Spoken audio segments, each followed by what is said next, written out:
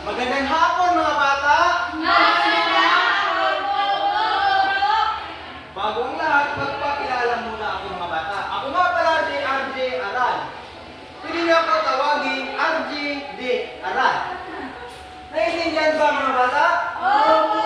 Ngayon mga bata, sa aking klase ay may alituntunin tayong dapat sundin.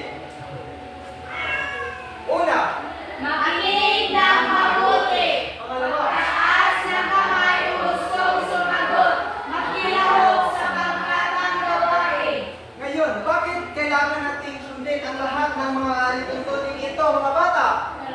Christine, Para mas maging maayos ang klase. mahusay, bigyan ni Christine ng 5 palakpak. 1, 2, 3, 4, 5! Ngayon mga bata, hindi na ako magpaligoy-ligoy pa. Dumako na tayo sa ating unang gawain. Pero bago ang lahat, tatanungin ko kayo muna mga bata. Mga bata, may mga bagay ba kayong sa inyong sarili ay inyong labis na iniingatan at inaalagaan katulad ng pagmamahal niyo sa Opo! inyong mga sarili? Opo, teacher! Anong bagay ito, Jocelyn? Cellphone! Cellphone, mahusay. Ano ba, Christine? Nail cutter! Nail cutter. Mahusay. Bigyan niyo silang dalawa ng 5 palakpak. Ngayon mga bata ay ito ang ating unang gawain. Pakinggan mo mga bata. Take picture! Kahilig na mag-isipan ang sagot sa tanong na ito. Bakit mahalagang magiging maingat at responsable sa paggamit ng mga bagay na makikita sa ating paligid? Isulat ang iyong sagot sa isang papel. Okay. Humanap ng isang kapares at ibahagi sa kanya ang iyong sagot. Pakinggan din ang kanyang paliwanag. Matapos ang talakayan, pumili ng isa sa inyo na magbahagi ng iyong sagot sa harap ng klase. Naintindihan ba mga bata? Opo. Ang activity ito ay tinatawag na take, pair, and share. Ngayon ay simulan nyo na. Sagutin ang tanong na bakit mahalaga maging maingat at responsable sa paggamit ng mga bagay na nakikita sa ating paligid. Bibigyan ko lamang kayo ng 1 minuto.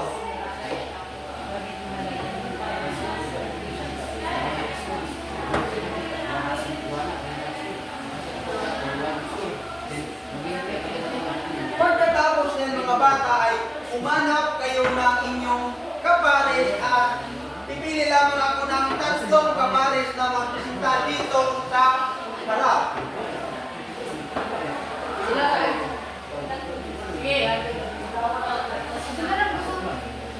Tapos na mga bata? Kami ni Jupiter teacher, partner.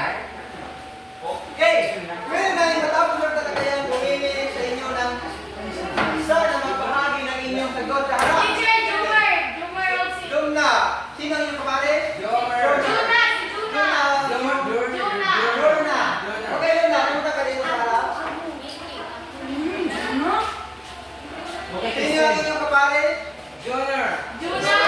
Ano ang unang sinabi ni Jonah? Sabi ni Jonah na napakahalaga daw na mapag-akyat tayo, maingat at maging responsable.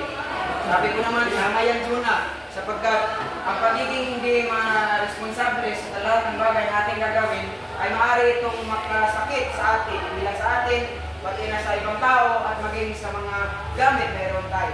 Mahusay na pagkalinilong na ni Jonah. Bigyan sila ng lawa ng 5 palakpak. 1, 2, 3, 4, 5. Sino ang kapares mo, Christine? Okay, bahagi ang inyong mga Sa aming pagbabahagihan,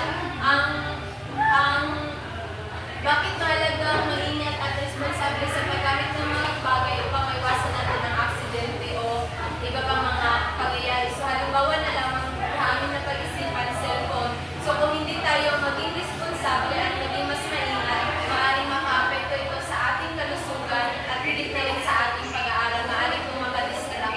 mahusay na pagkagaling. Bigyan si Christine ng 5 palakpak. 1, 2, 3, 4, 5. At panghuling kapares, Jumer. Sino ang inyong kapares? Jubilin. Jubilin. Jubilin.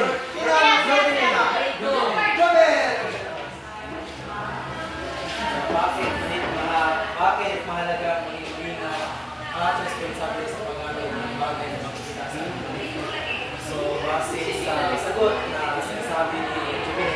bagay kasi base na rin sa napakahalaga na dapat maingat tayo sa paggamit ng mga bagay na nasa ating paligid.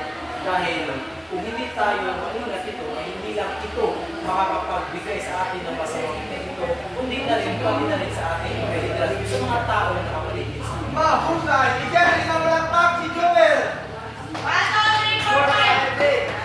Ngayon mga bata, base sa inyong mga sagot, anong klaseng kwento ang ating tatalakayin natin ngayong araw? Joel! Base sa ginawa natin yung aktivitas, tingin ko ang paksang tatalakayin natin ay patungkol o related sa pagiging maingat sa paggamit ng mga bagay. Mahusay! Napakagaling na sagot! Bigyan rin ng malakpak. Ang kwentong tatalakayin natin ngayong araw mga bata ay tungkol sa ang bata at ang posporo.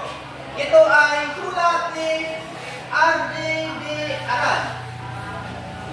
Pero bago ang lahat ay basahin muna natin ang layunin sa klaseng ito. Pag-ibasa ng sabay-sabay mga bata.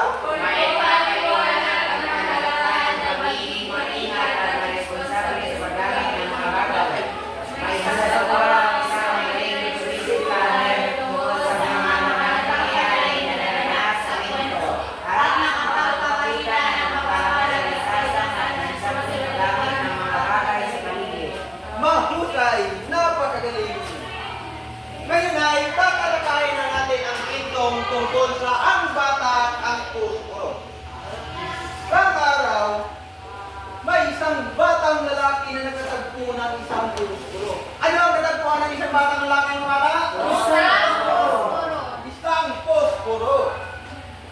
Dahil sa pagkakaroon ng bagong bagay, nagkaroon siya ng kasiyahan na tinignan ito ng mabuti.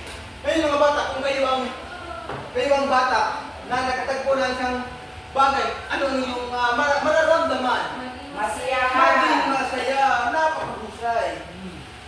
Pangatlo ay, isang araw nagpasya siyang subukan ang posporo. Inisip niya kung gagamitin dito, magliliwanag ang paligid. Ngayon mga bata, kung kayo yung bata, iniisip mo ba?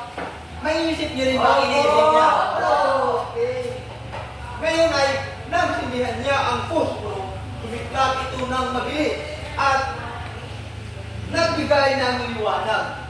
Ngunit dahil hindi siya maingat, lumiyap ang posporo.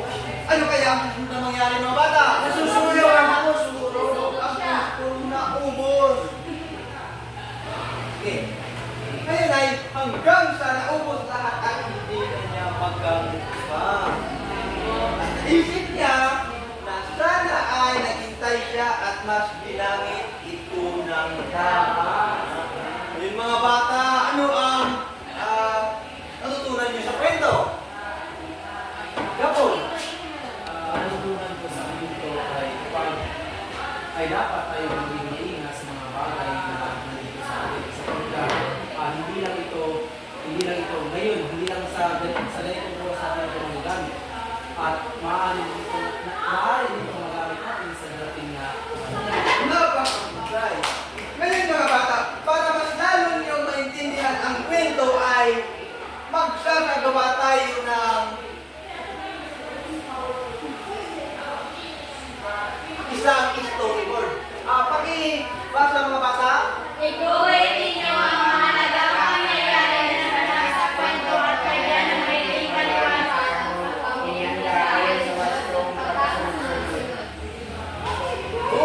Unang mahalagang pangyayari ay iguhit ninyo. Pangalawang mahalagang pangyayari hanggang sa panghuling pangyayari. Papagatin ko muna kayo sa dalawang pangkat. Mula kay Lumino hanggang kay Luna ay unang pangkat at pangalawang pangkat ay mula kay Ago hanggang kay Balmuria. Bibigyan ko lamang kayo ng 5 minuto.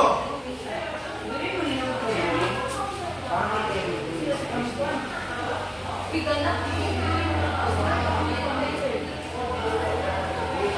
Sila pala mga words, ano?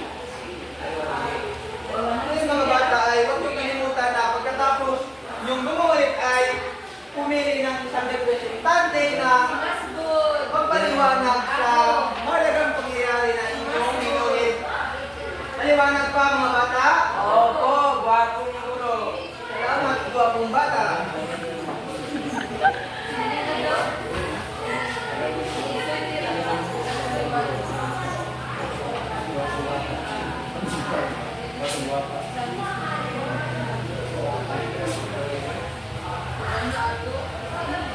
na kami, guro.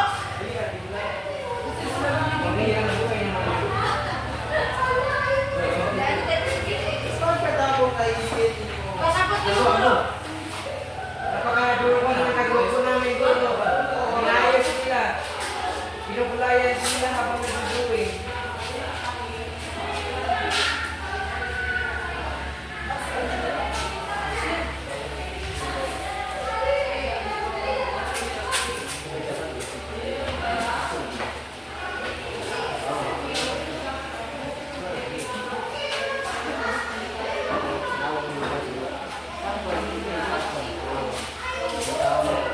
Tapos na ang pangkat dalawa. Unang natapos ang pagkakalawa, bumili ng isang representante. Lopilo! Dito sa harap. Ako, out, Jubilee! So, magandang hapon sa mga classmates. So, unang mahalagang pangyayari, ang isang bata ay nakakita ng isang posporo.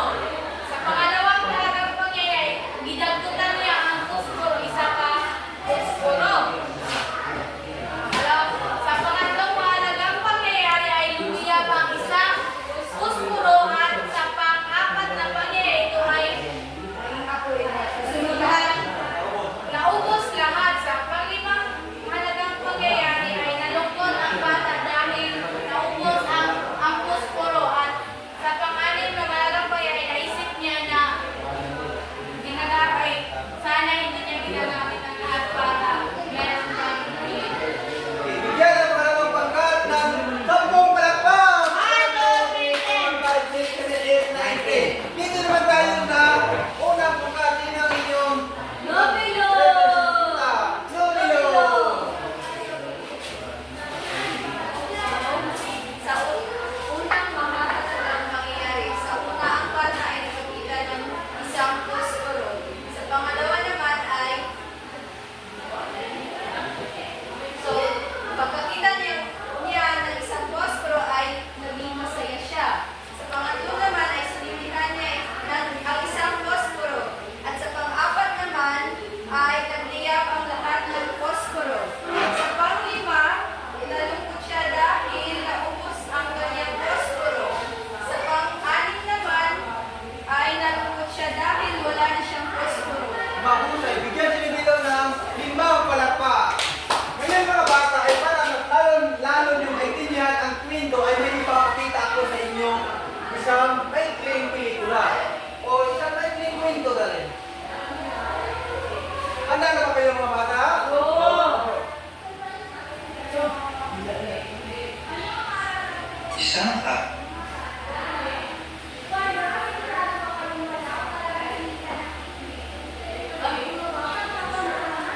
araw, may isang batang lalaki na nakatagpo ng isang posporo.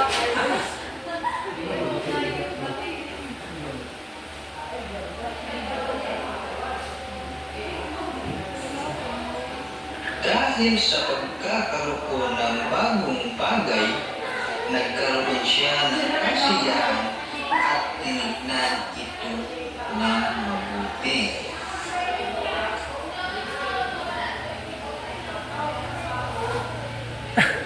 Isang araw, nagpasya siyang subukan ang posporo. Inisip niya, kung gagamitin ko ito, magliliwanag ang paligid ko. Nagsindihan niya ang posporo.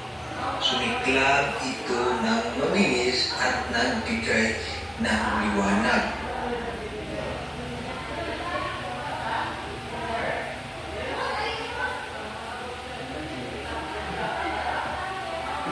Magic!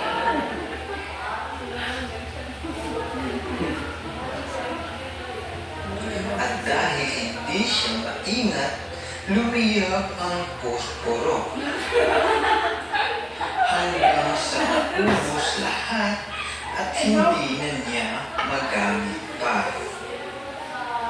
Naisip niya na sana ay naghintay siya at mas ginamit ito na tama.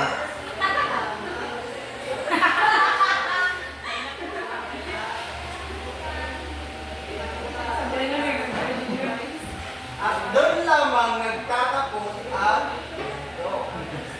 Kaya ba yun? Naintindihan niyo ba mga bata? Oo! Ngayon ay may mga kaunting katanungan ako dito tungkol sa inyong pinanood na kwento. Unang tanong, ano ang inyong natutunan mula sa kwentong ang bata at ang posporo na maaari mong gamitin sa totoong buhay? Ago! Ang natutunan ko po mula sa kwento na ang bata at ang posporo ay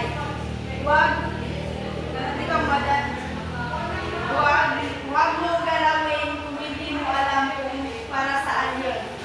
Napakagaling ni Ago. Ang ibig na sabihin ni Ago ay huwag galawin ang mga bagay na hindi natin alam paano ito gamitin. Napakahusay. Bigyan niya Ago ng 5 palakpak.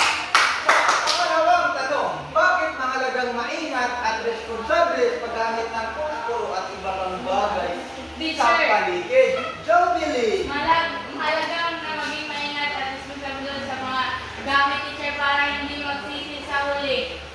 Napakahusay. Bigyan Jobilly ng 5 palakpak. 1, 2, 3, 4, 5. Sa pangatlong tanong, bakit ka mayroon ka ba ang karanasan kung saan hindi ka naging maingat sa paggamit ng isang bagay? Okay, Gakul. Meron po.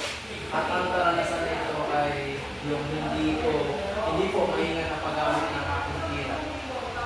Nung nakubusan ko ito ay nasisi po ako dahil ako sa aking tira at gusto ko sana bumili ng mga bagay na gusto ko at hindi ko yun nabibili dahil ako sa aking tira.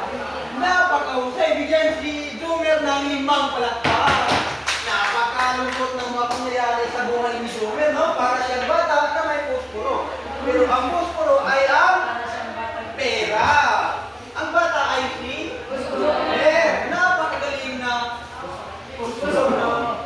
Paano mo ipapakita sa iyong pamilya at kaibigan ang kahalagahan ng pagiging maingat at responsable sa pang-araw-araw na gawain? Christy.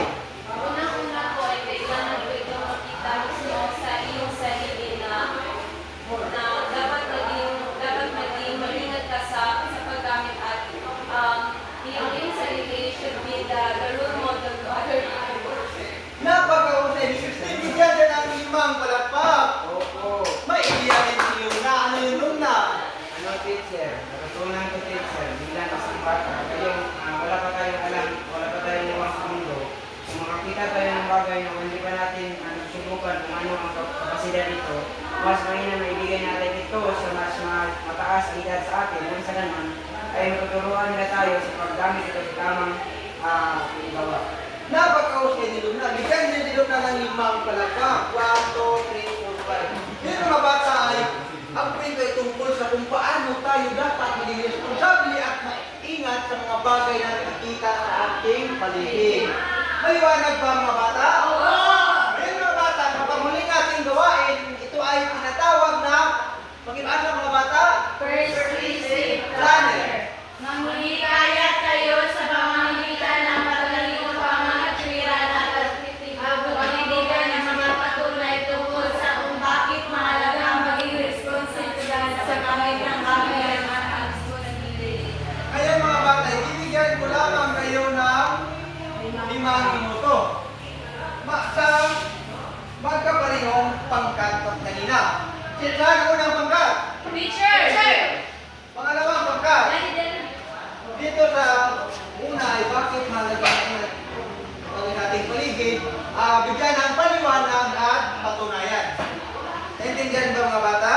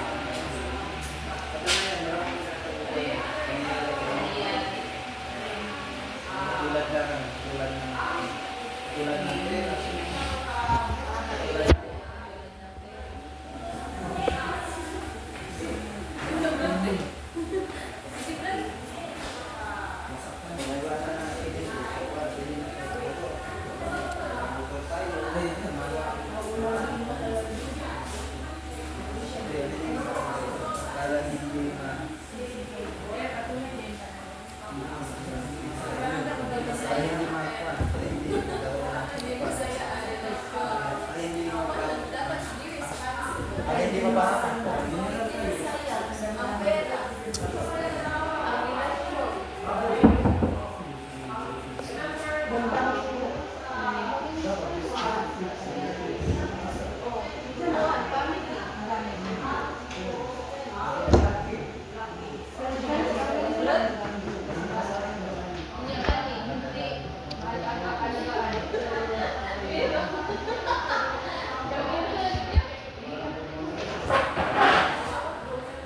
Teacher, tapos na ang Tapos na ang unang pangkat. Mascot.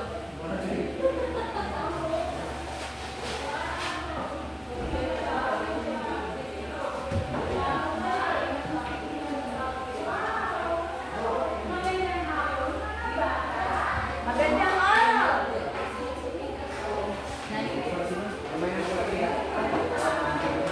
Tapos na po kami. Pangalawang pangkat. Ako. Punta ako. Bakit Pero mahalaga? bago ang lahat, tangayin niyo muna ang ating rubric. Lalim. Lalim ng pangatwiran. May malinaw at matibay na pagrimento na may Mapagdilisyan, maliwanag, tatlong posisyon. malinaw ang pagrimento, ngunit may ilang bahagi na maaaring para sa simba. Dalawa, may kamanay ideyang ngunit kulang sa detalyado paliwanagan sa nakayahang manghikayat. Epektibong ginagamit ang wika at ebidensya upang makapagkayat ng mga mahusay. Tatlong puntos. Mahusay sa panghikayat, ngunit may ilang aspeto na maaaring mabihan. 2%. May kakayahang manghikayat, ngunit kulang sa lakas ng argumento. 1%. Organisasyon ng idea. Ayos at malinaw ang pagkakalos ng idea mula sa simula hanggang sa wakas. 3%. Malinaw ang struktura, ngunit may ilang bahagi na maaaring mas ayusin. 2%. May organisasyon, ngunit may mga bahagi na hindi maayos ang pagkakaunay. 1. Ngayon, pangalawang pangkat, ipresentahin niyo ang inyong ginawa. Baka ito ang ginawa namin sa pangkat 2. Isa. Dalawa. Isa. Bakit mahalaga maging responsible sa gamit ng mga bagay ng ating paligid? Paliwanag. Isa. Para hindi magsisi. Uli. Paliwanag. 2. Mas matagal natin maggamit. Pangatlo. Para hindi tayo kalas O pera. ng pera sa paligid. Ang aming paliwanag sa bakuna ay mapahamak o para hindi mapahamak.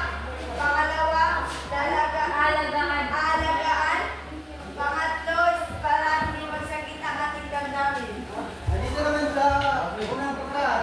Christine.